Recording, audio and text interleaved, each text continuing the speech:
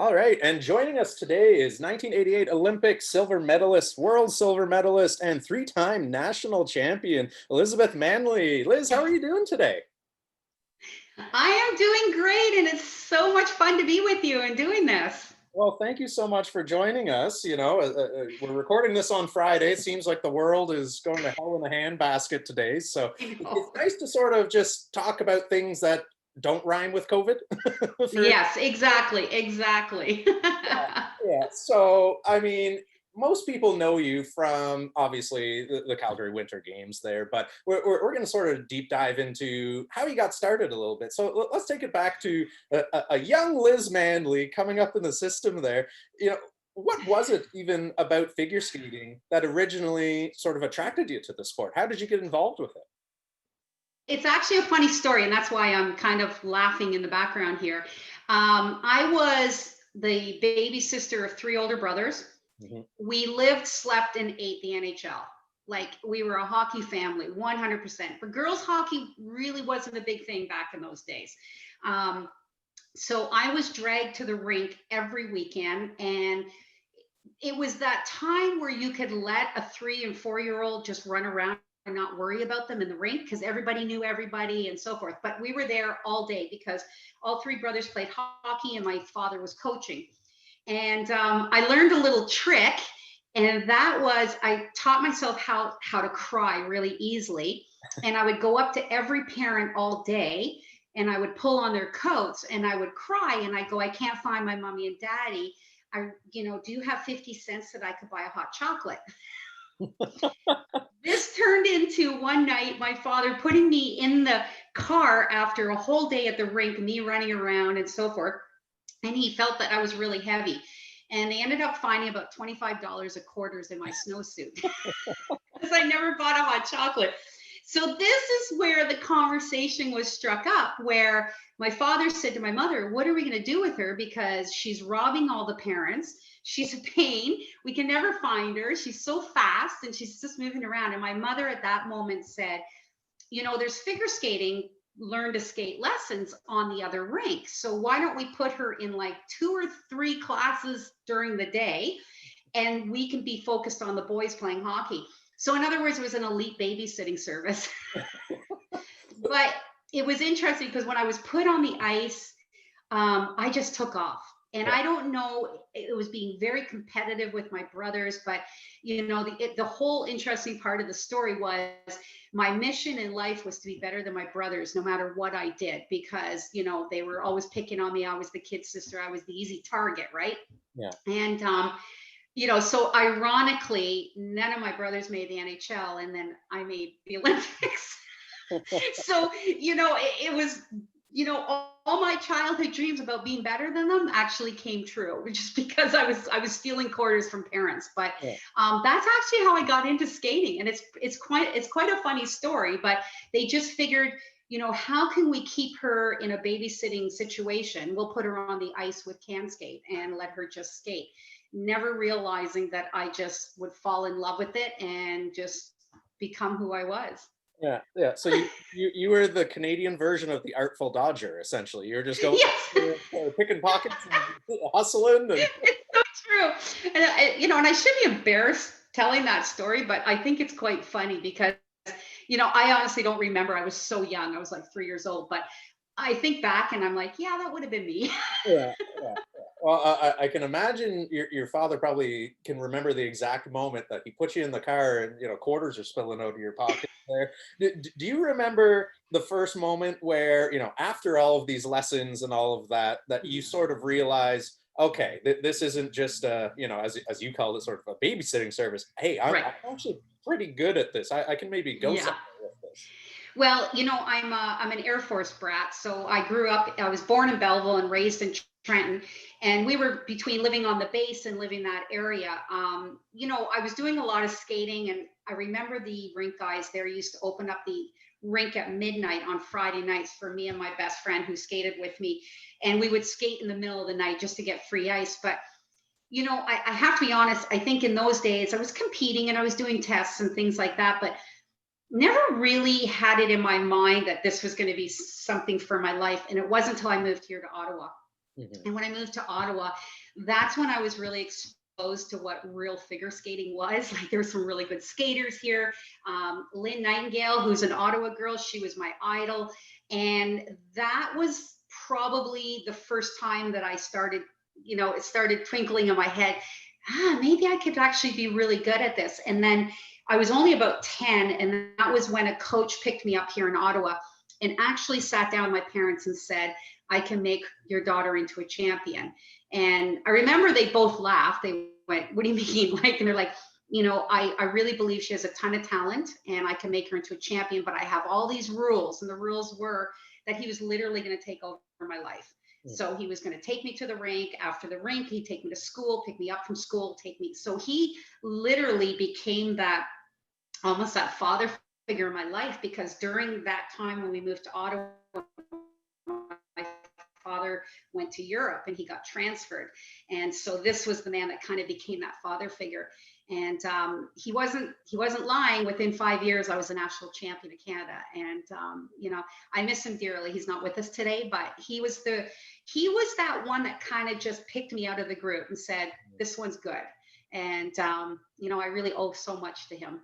Yeah, yeah, and obviously, like, figure skating is not unlike a lot of sports as well too, where whether it's hockey with a CHL player who has to get drafted and move away, or basketball and someone wanting Yeah, to get billeted south of the border for a prep school or something like that. You right. also had a similar experience where you also went south of the border to get more training and all of that there. Yeah, And you've been pretty forthright about it that it wasn't the greatest experience for you there. You're homesick and yeah. a lot of stuff going on there. But what did you really learn about yourself through that experience that helped you in sport? Well, for anybody that's listening that might not know, where we're going with this, but that particular coach that became my father figure ended up letting me and my mother know at the time. At this point, my parents were divorced. My dad was in Europe, and it was just my mom and me. And he kind of told me that he couldn't coach me anymore. And I remember I was absolutely devastated, because I was that kid that all of a sudden had these Olympic dreams, and all of a sudden this coach that had made me into a real skater was leaving me, and he didn't really give us any explanation, which was really hard. But many, many years later, I find out that he had been diagnosed with AIDS, Mm, and there was no, it was very early. There wasn't even a name for it when he was diagnosed with it. So he knew that he was going to become incredibly ill and possibly not pull himself through it or make through it. And he loved me so much, he didn't want me to go through that with him. So he kind of did this, I'm not good enough to coach you. You need to go somewhere else kind of thing. And mm, it devastated me. It crushed me. And at that time in Ottawa, there wasn't a lot of great coaches back in those early 80s. And there was nobody at that level that could have really taken me to the next level. I was now national champion. I needed someone to take me further. And he what ended up happening was a conversation happened that night at home, and the conversation ended up that I was going to have to quit skating. We didn't have any money. My mom and I were struggling. We couldn't afford to send me anywhere. I couldn't go to Toronto or somewhere where like that. We just didn't have any money. mhm, And and in those days, you kind of made decisions like that. You either could do it or you couldn't, right? Financially. And my mom was a struggling single parent, and my brothers were all off playing hockey. They were doing their own thing. They were older. My dad was in Europe. And then my organization, Skate Canada, called and said, we're going to send her to Lake Placid. And I was really what's the word I'm looking for? I was distraught over it. Like there was an excitement, but then when I thought of the bigger picture, I was leaving my mom, I was leaving my club here in Ottawa, I was leaving Ottawa in general. And in those days, I thought the U.S. was this weird, strange country. I was like, I don't want to go to the U.S. But I ended up doing it. And to make a very long story shorter, within 2 months of being in Lake Placid, I was living in a house where I was living in the attic. There was no computers, there was no cell phones, there was no computers in those days. This is the early 80s, right? And I just really, and my coach was Austrian, didn't speak any English. And the skaters in the center because they were American, you know, I was coming in on their territory. Yeah. And sadly to say, I was a better skater than them. So right away, I wasn't having a connection with anybody. And then I'd go home every night to this attic and I would just cry my eyes out and just missed home. I couldn't call home. It was really traumatic on me at 16 years old, you know, but I knew in my mind that this is what it was going to take for me to make it to the Olympics. Like I had to toughen up, but I kept everything inside. And, you know, kind of jumping a little ahead, this is why I do the work I'm doing now with mental health. And I went through a very serious time. I lost all my hair, gained a tremendous amount of weight. When my mother finally came down and saw me, she just packed me up, brought me right back. And I think as an adult now, I look back at it and it's really sad because my mom blamed herself, you know, for many years over that. And going from doctor to doctor here in Ottawa, nobody understood what my body was doing. They didn't understand why I lost all my hair and I was gaining all this water weight. And then I finally got into a specialist, and that was the day I was diagnosed as having depression. I was depressed, anxiety, and literally a nervous breakdown. Mm-hmm. And so you can imagine an athlete in those days and at that time, right away you say, it's the sport. The sport did this to me, and, you know, so forth. And so right away, that was it. Like sport was done.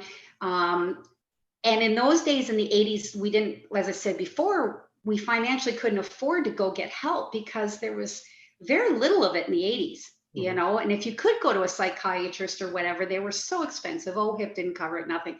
So it came down to a decision where I was going to heal myself, which sounds crazy, but you know, I'm going to be really open and honest here for our listeners, but I was a 16-year-old kid that night. I remember that night, and I was sitting on the side of bed with my bedroom door closed. I could hear my mother crying, and, you know, all those thoughts went through my head. It was like, I thought my life was over. And I really thought that I had disappointed and let so many people down. And that's what athletes feel. They feel they've let a country down. They've let a massive amount of people down, you know, and, you know, so I'm one of these people that will watch like hockey or something. And when a goaltender lets a goal in and that ends up being a Stanley Cup loss, you know, my heart just, because that's the kind of impact it has on athletes. So anyways, I was suicidal that night, and I really was questioning whether the world would be better without me. And you know, it breaks my heart when I see young 16 and 17-year-olds today, when I hear stories that they're doing it, and we've lost so many great kids, you know, teens and that to suicide. It just, you know, I'm so blessed that I got through that night and I woke up, and that was the very next day I got the call. Somebody wanted to help me, and they wanted to help me and not have to charge me. And that was Terry Orlick, right here in Ottawa, Dr. Terry Orlick. Now, I know Dr. Terry Orlick is a sports psychologist, but when he started working with me, he played the other role. He played a psychologist. Mm-hmm. And it was very interesting as I was going through it. Like, I didn't want to go for help because I didn't think anybody could help me. I had given up completely, 100%. And it was seeing my mom's tears and not knowing what to do. I did it for her. And after that first appointment, I'm not lying, I went back and I went back again. And this turned into hundreds of sessions with him. God bless him. He's probably never been the same man again, but this just continued. And we did it for 4 years. I worked with him. And then it was 4 years later, I was standing on the podium in Calgary. And I owe my life to him. I really do. And I don't know if he knows the impact he had on me, but if I hadn't gotten the help, I don't know where I would have ended up or what I would have done. And, but it, you know, kind of going back to your main question, you know, how did I feel? Like, what was it? I would never change a thing that happened to me, because it did teach me so much about who I was and what I was. And I brought back that love for sport again. I think I got caught up in what a lot of athletes do. They get caught up in just, you know, the win, the money, the this, there was no money for figure skating in those days, but they get caught up in that. And then when they don't do well, they have no idea how to handle it.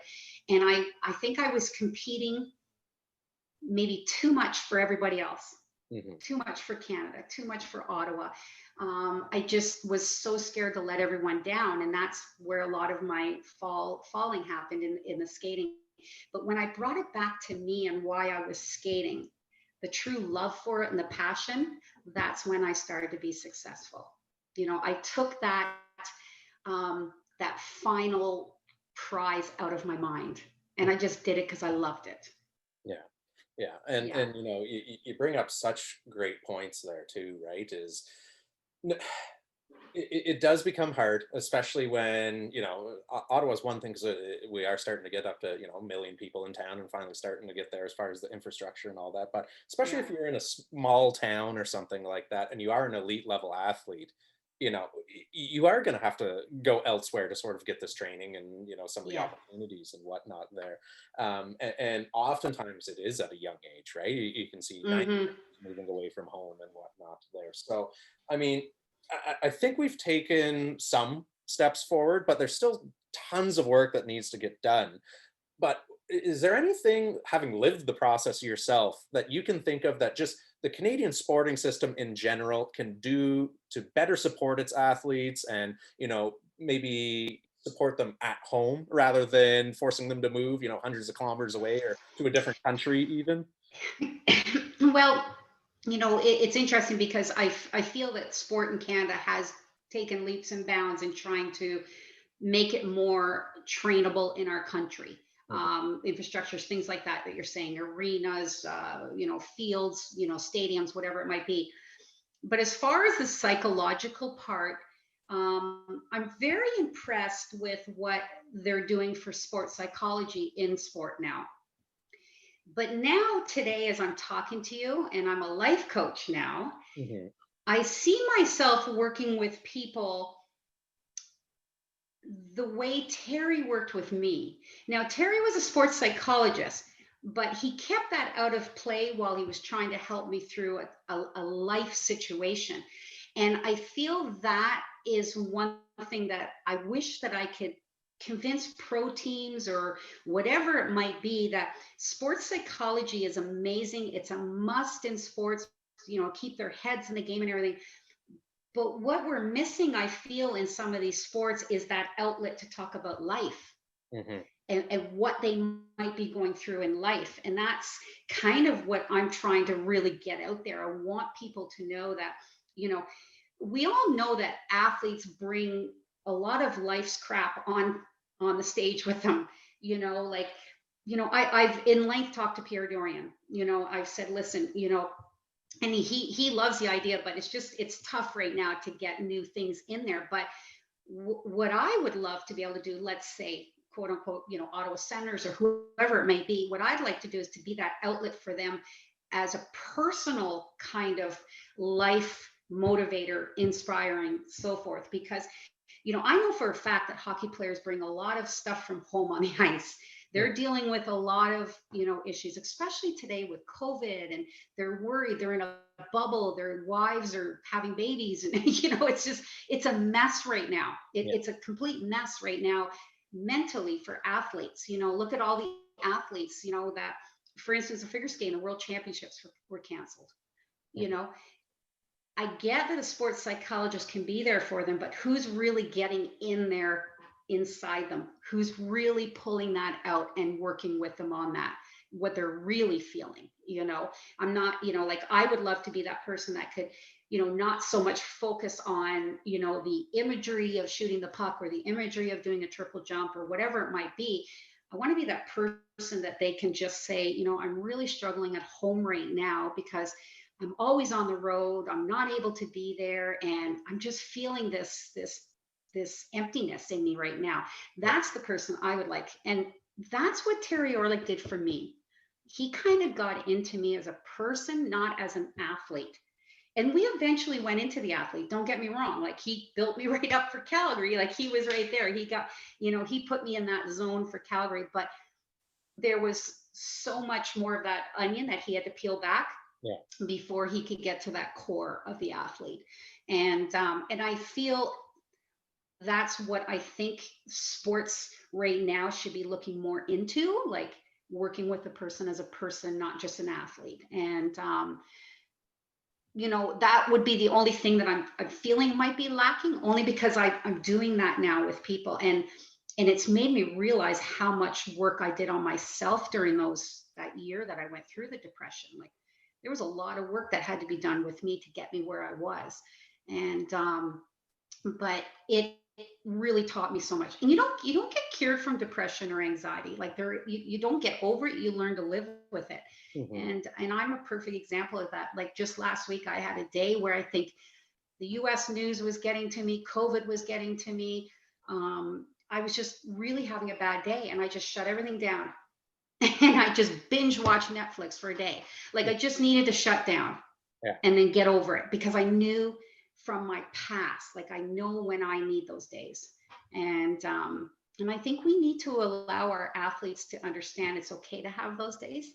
Yeah. Is somebody doing that for them? That's what I'd like to know, Yeah, yeah, no, absolutely. Looking at athletes as actual people rather than just a means to win your club a trophy or hang a banner in the rafters or whatever. Absolutely.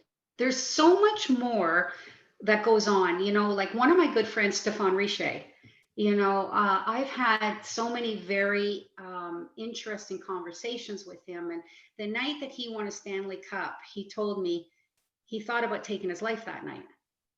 Hmm. He was in a hotel by himself. Like, he just had the greatest moment of his hockey career, but he was empty. Mm-hmm.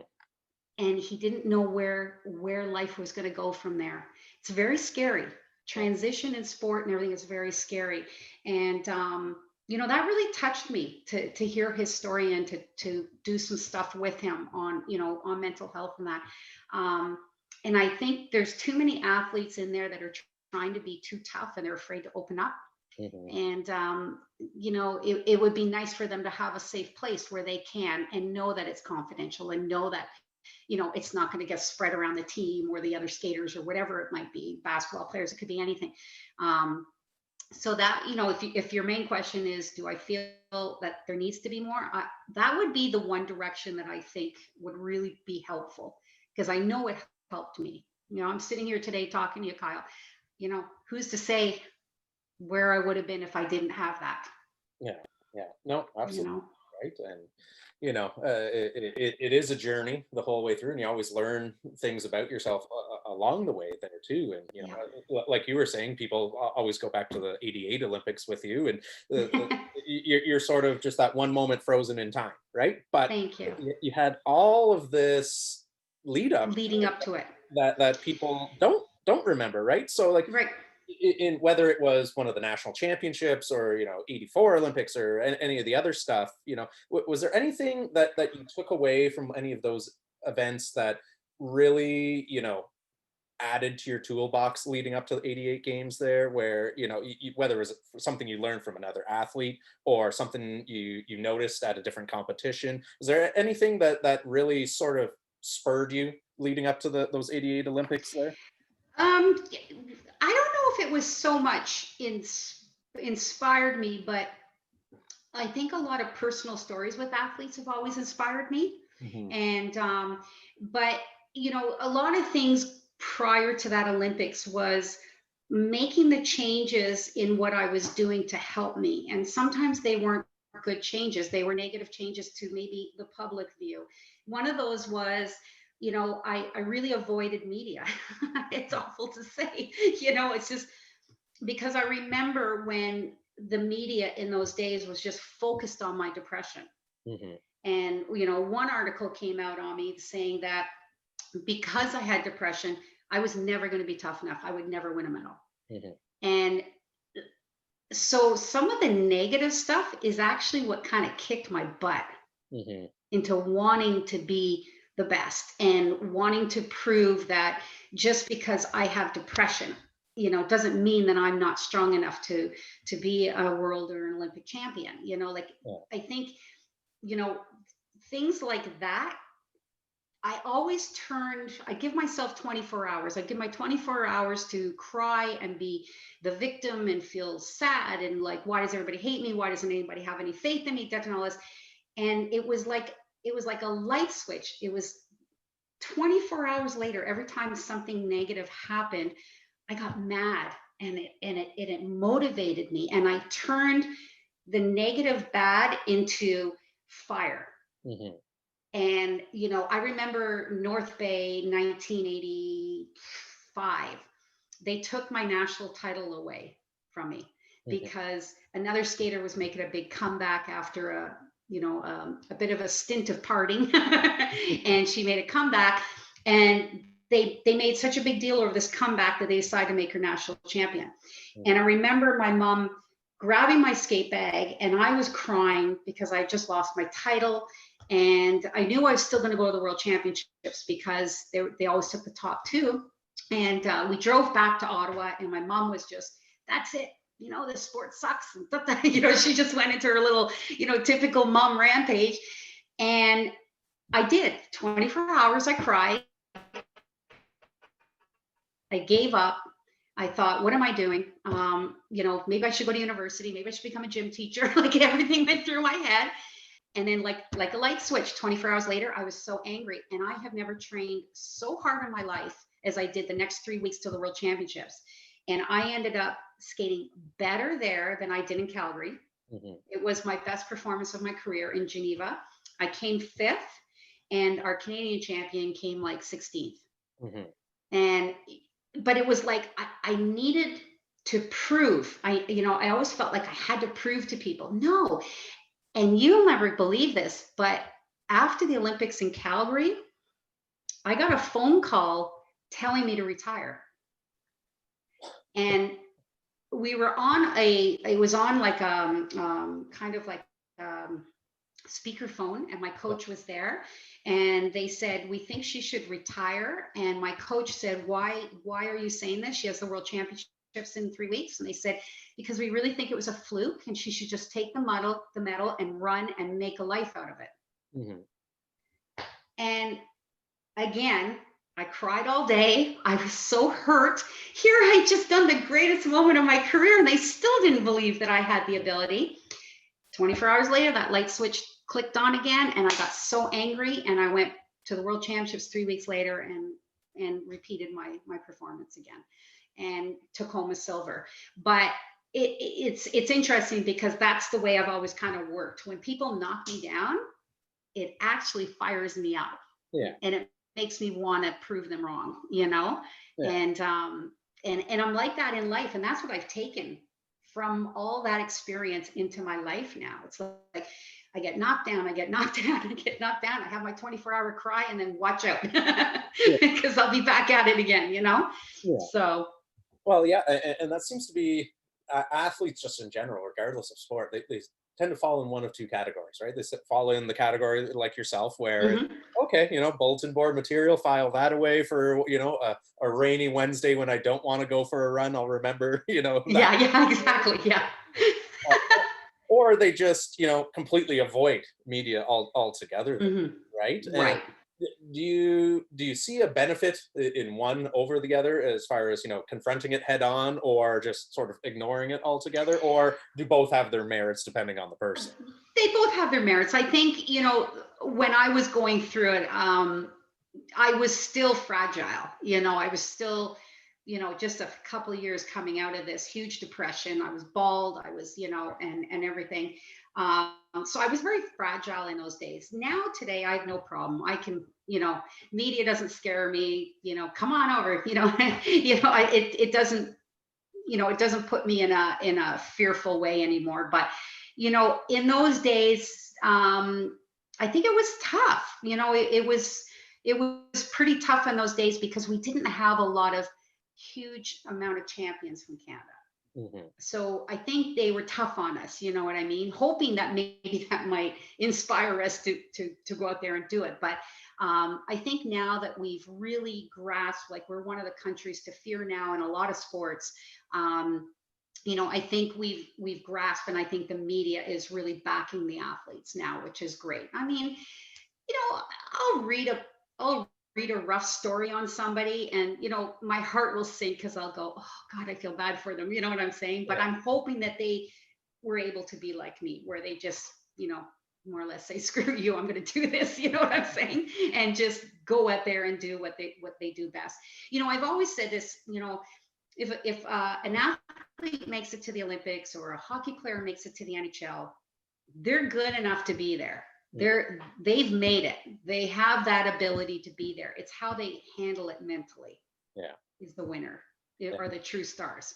You know what I'm saying? So ones that can handle it mentally.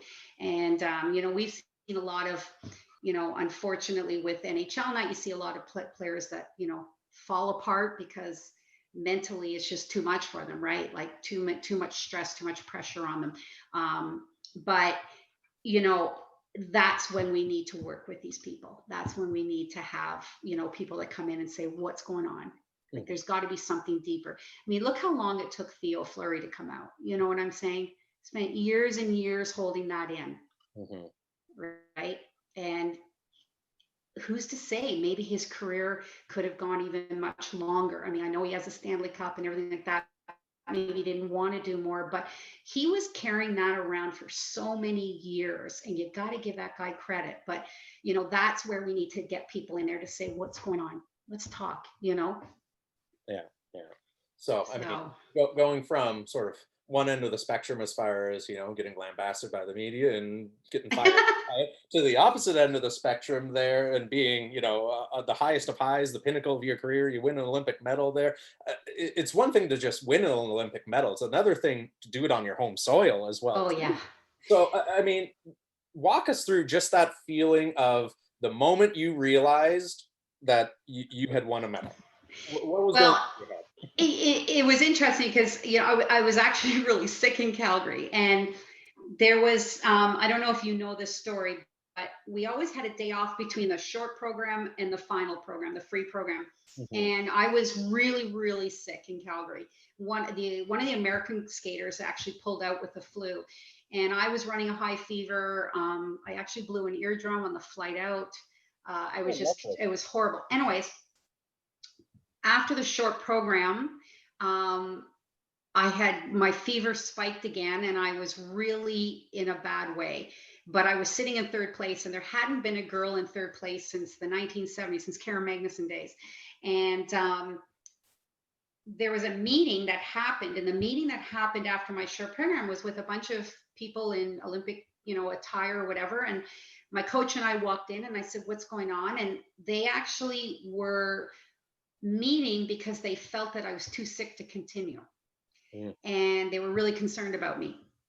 And I remember I started to cry, and I said, I can't believe it's like 2:00 in the morning in the Saddle Dome, and you guys are sitting here deciding my life.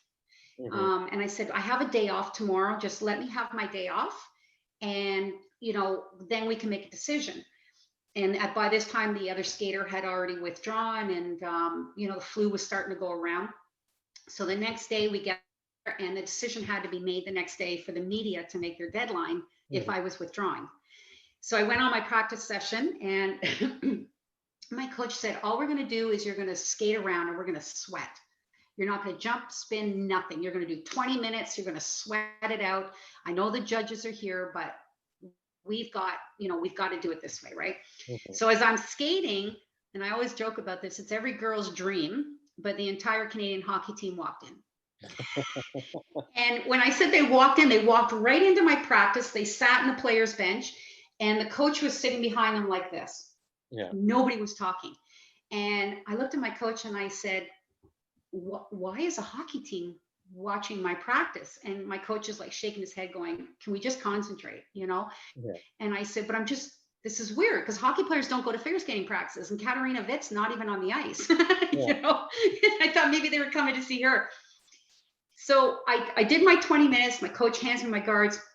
He says, you and I are going to go off, and we're going to meet. We're going to have a sit down, and we're going to really decide if you feel you can get through 4 minutes tomorrow night, because it's a 4-minute program.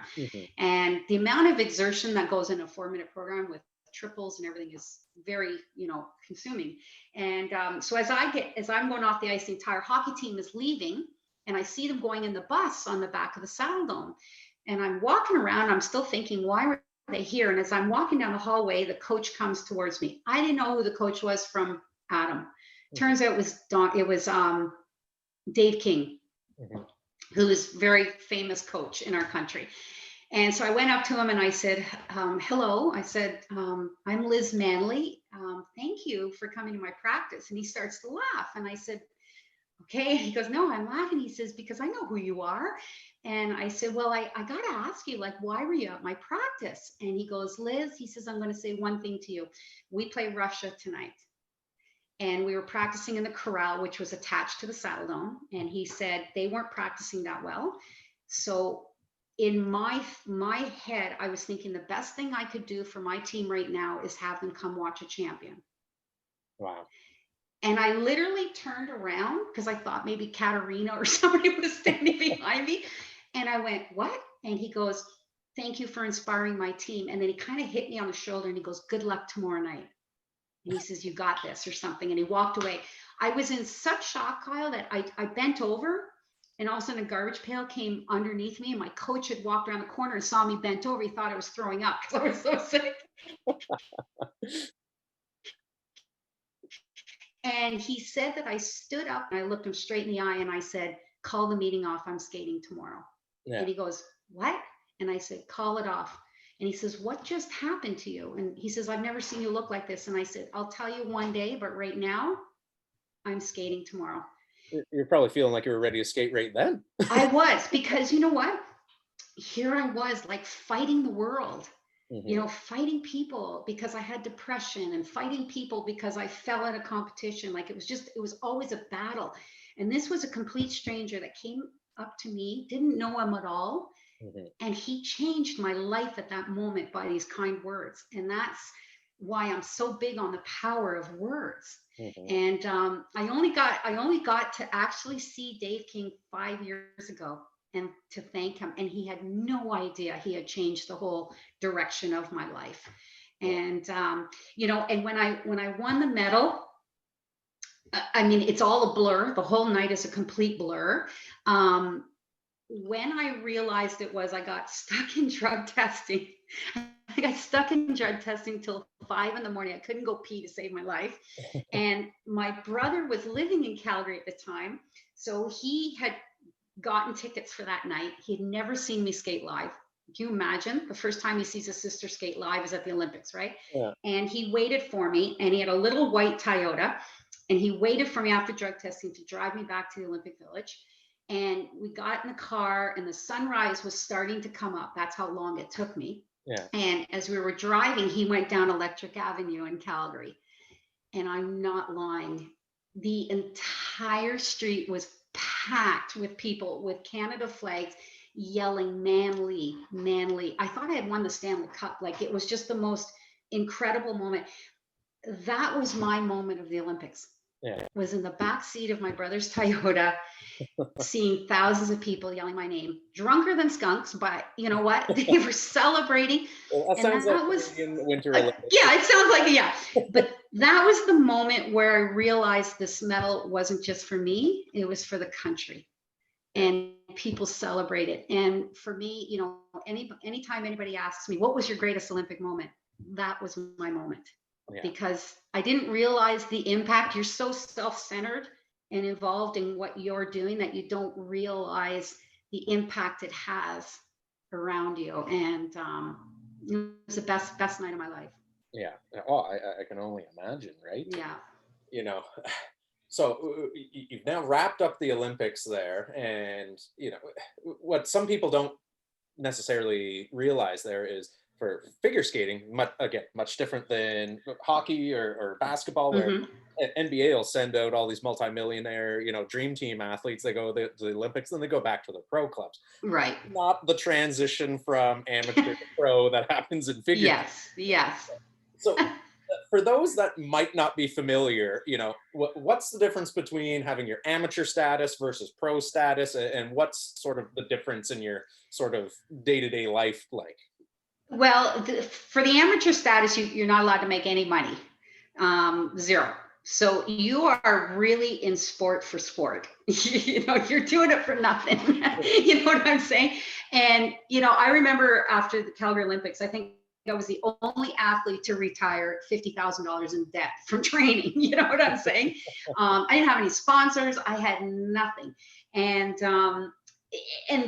that's the difference between amateur and pros. Now, obviously, that curtain has been ripped open, and now the amateurs are able to make money. There's actually prize money at competitions and things like that, which I think is great because it helps them with the training. It can be very expensive training.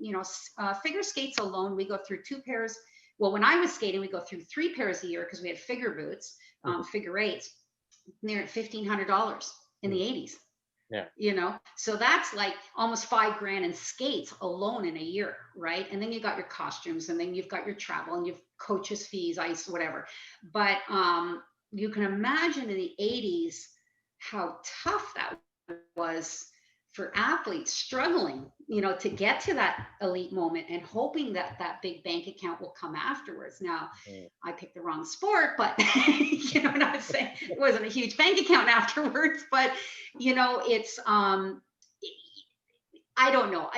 I'm really scared right now to view my opinions on the pros going to Olympics, because when the experience that I had was I was in Calgary, and nobody's allowed in the Olympic Village but the coaches, like your team leaders and athletes and everything.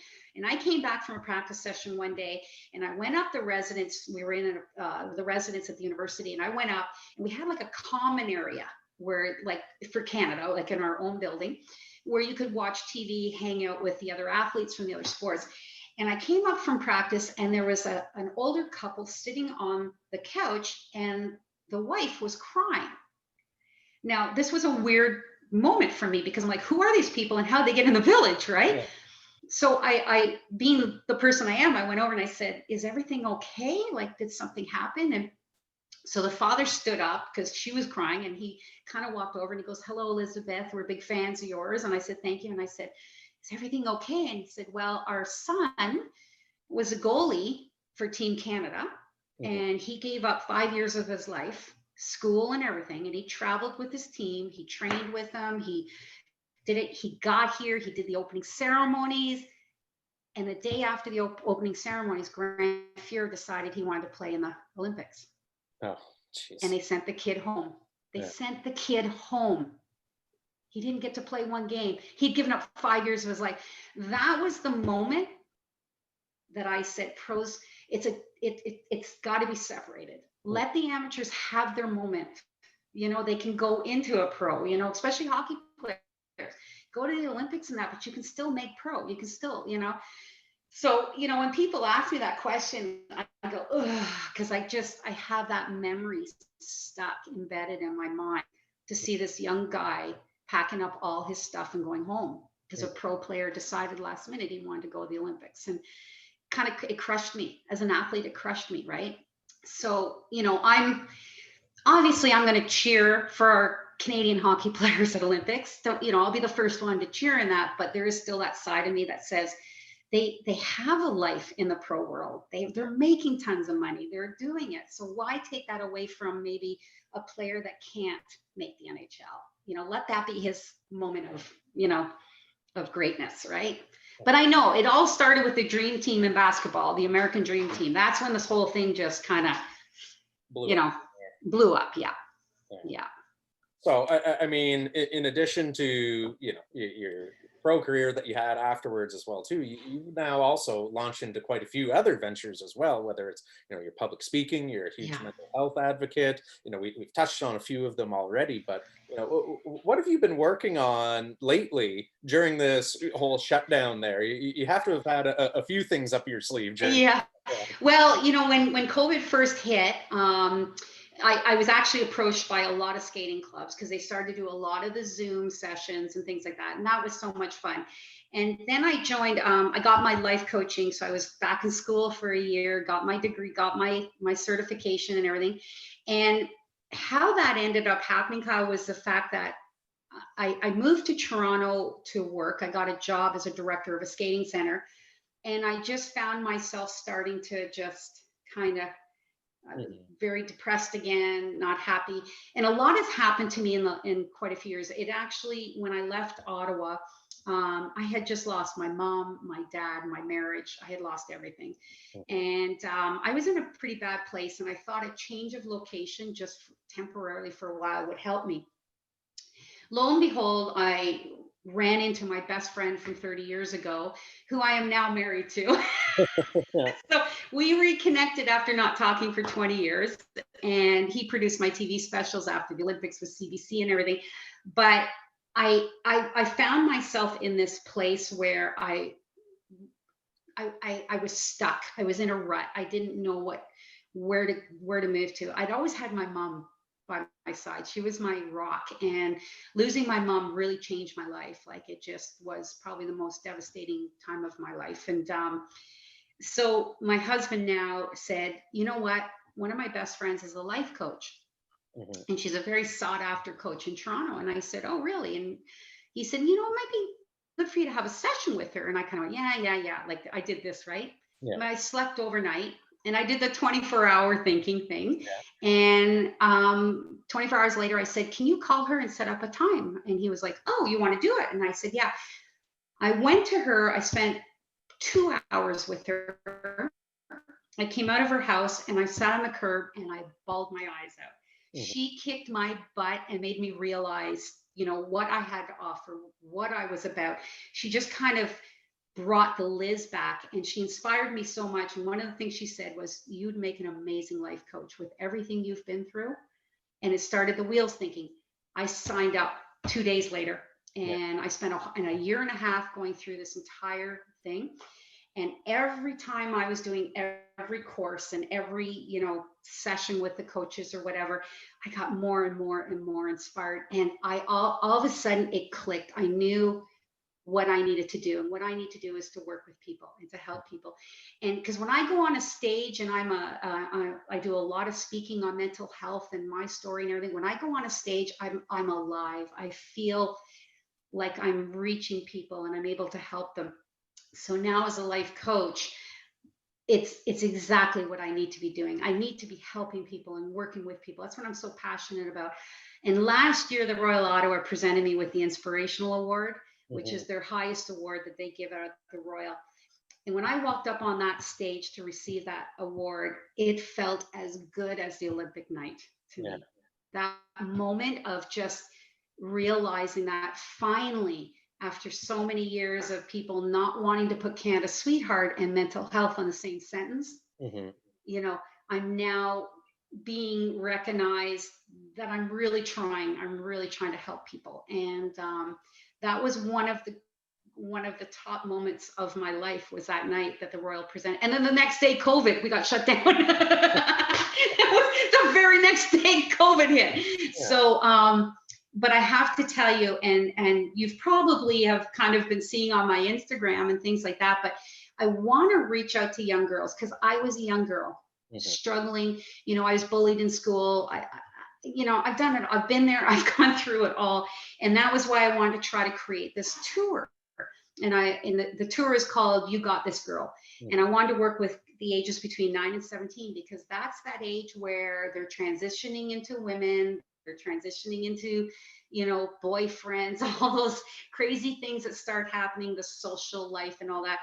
And so I wanted to try to create this tour and hit every city and do it virtually because of COVID. We can't do it any other way, but I'm hoping that this might be a success. The biggest problem I'm having with it right now, though, is all the moms are emailing me saying, what about us? Because they're all, so now I'm kind of like, okay, maybe I should be doing more the mothers instead of the kids, you know, at this point. I'm not sure. Like, I really want this to be successful, but I know kids are stuck on the computers all day. So whether they're just not interested in doing more computer stuff, I don't know. So we'll just see how it works out. But this is kind of my way to reach out to the young girls. And then eventually I would like to create it into more of, hopefully when COVID, we make it through all this, that I can start doing it in person and work with guys and boys and adults and everybody. I just want to be there for everybody and just help them. Yeah. So on your Yeah. Zoom calls, you might be seeing a lot of mom heads sort of poking out from. Yeah, like exactly. Yeah. But I'm giving it some time. It's a little slow for signups. I've got my whole thing up here. I got 65 cities that I want to do, Mhm. and Ottawa's in 2 weeks. So I'm keeping my fingers crossed that I get more sign up and that people want to. And what I want it to be is just a feel good, safe place, Mhm. and have girls the same ages be able to share some things and have the other girls realize, oh, it's not just me. And so keeping my fingers crossed. Yeah. Well, I mean, if people do want to find out more information about it, or even just, learn more about you or your story, where should they start? Where can they get more info or in contact with you?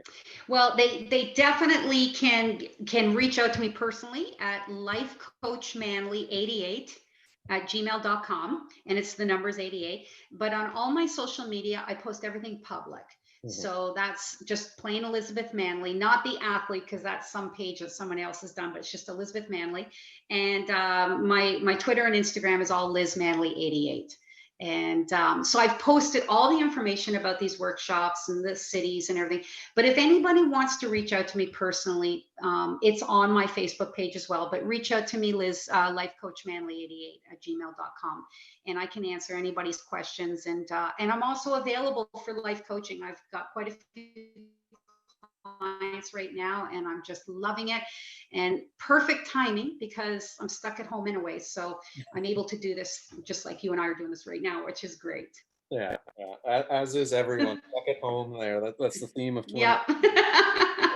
Well, thank you so much for taking the time to sit down with us, Oh my gosh. go through everything. And you know what? For those that are listening right now, if you've got a daughter out there or a niece or anything like that, be sure to go and check that out. And Yeah. Liz, we wish you all the It's best. it. Thanks for taking the time. Thank you. And when COVID's over, I hope that we can do something in person.